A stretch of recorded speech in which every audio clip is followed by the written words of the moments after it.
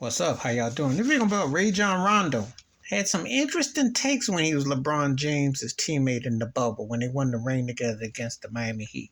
Says LeBron told him that if Boston wins, you gonna go against Coach Brad Stevens. But if we play Miami, I'm going against Eric Spoelstra.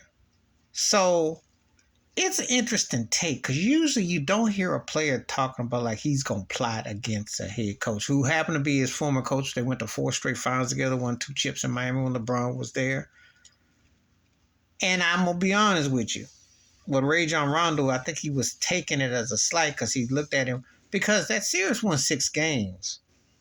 Now, that was when Jimmy Butler played out his mind. That's in part to Rachel Nichols bouncing that ball up in that room when he was, quarantine, that whole thing. So I was going to start. Jimmy Butler played out his mind.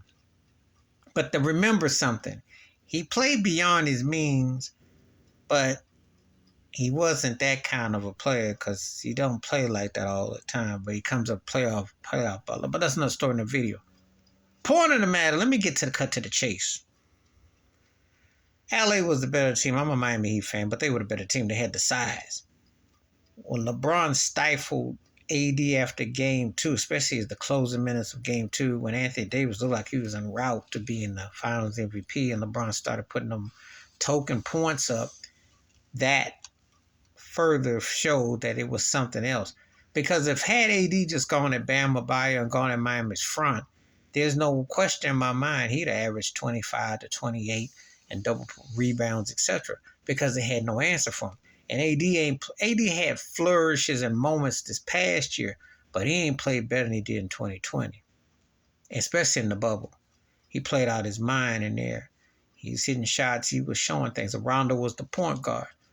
The thing is that LeBron made it personal against Eric Spoelstra, Coach Spo, which just goes to show you that his ego and arrogance made that series a lot longer than it should have been. Because I do believe AD is the dominant force. It's 4 or 5. What gentleman sweep.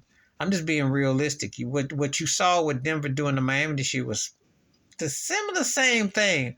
The way Jokic was having his way, AD was going to have his way too. Because they're too light in the cakes in the glass. I like Bam Adebayo a whole lot. And I'm going to tell you something. More people play like Bam Adebayo, then these guys would be scary to watch play. I'm talking about a Joel Embiid. Now I'm talking about Anthony Davis. You play like Bam with that mindset, being undersized, but playing with that heart and emotion, yeah.